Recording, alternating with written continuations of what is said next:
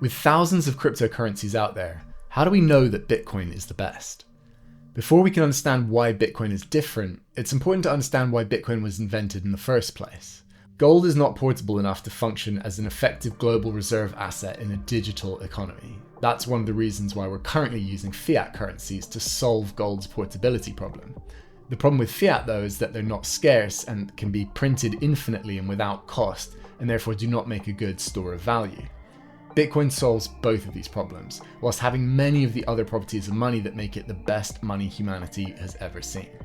But since Bitcoin was invented in 2008, a number of different cryptocurrencies have emerged claiming to have improved on Bitcoin's design. To compare Bitcoin to other cryptos, we need to understand how blockchains balance security, speed, and decentralization. The blockchain trilemma. Widely held belief amongst the developers in crypto is that it's only possible to achieve two of the three following properties in any blockchain. There are three possible combinations here, so let's explore each and see what the consequences could be.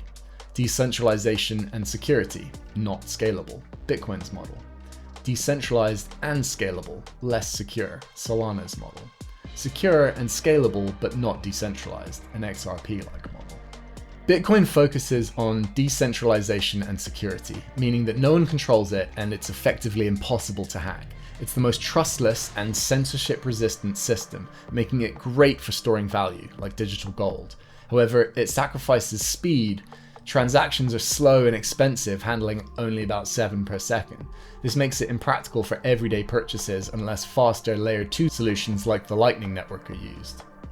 Solana tries to fix Bitcoin's speed problem by making transactions fast and cheap, handling thousands per second, but this comes at a cost.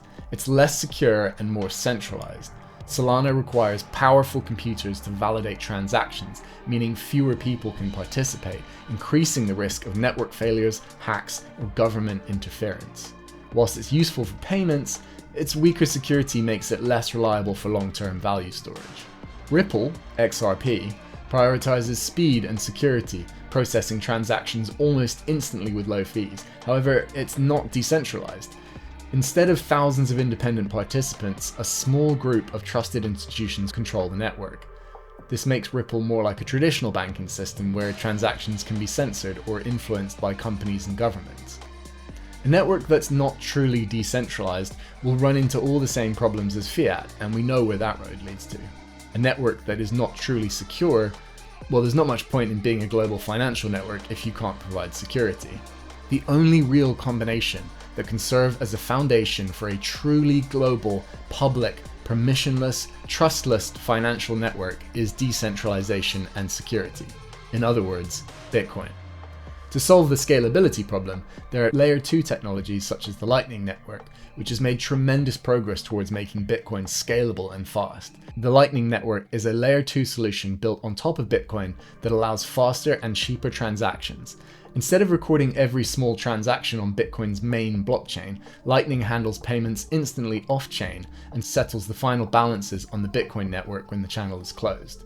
This reduces congestion on the Bitcoin blockchain, lowers transaction fees, and enables millions of transactions per second, making Bitcoin scalable for everyday use like buying coffee or sending small payments instantly.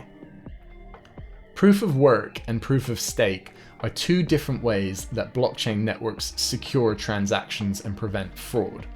In proof of work, used by Bitcoin, miners use powerful computers to solve complex math problems. The first miner to solve the problem gets to add a new block of transactions to the blockchain and is rewarded with Bitcoin. This makes the network extremely secure because attacking it would require enormous amounts of computing power and energy.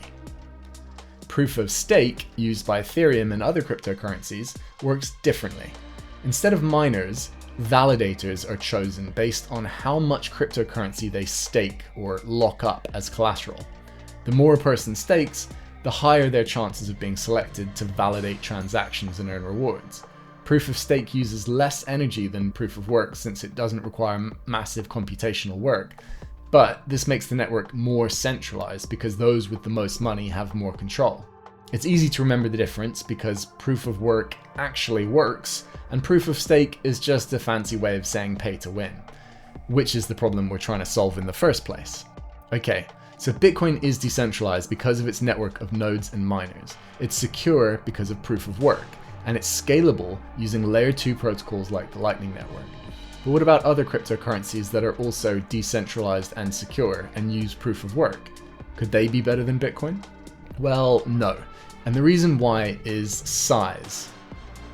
Because proof of work secures the network by requiring energy and compute power to mine blocks, the bigger the network, the more compute power is required to attack the network, and therefore the more secure it is.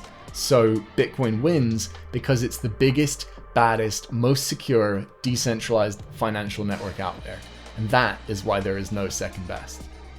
Even the US government acknowledges Bitcoin's uniqueness. Unlike other cryptocurrencies which they plan to seize, store in a digital stockpile, and reserve the right to sell, the US is actively acquiring and holding Bitcoin for long-term strategic reserves. That should tell you something. In the end, the choice isn't between Bitcoin and other cryptocurrencies. It's between financial freedom and controlled systems. Bitcoin is the only truly decentralized, trustless, and permissionless money. Everything else is just a variation of systems we already have. Thanks for watching.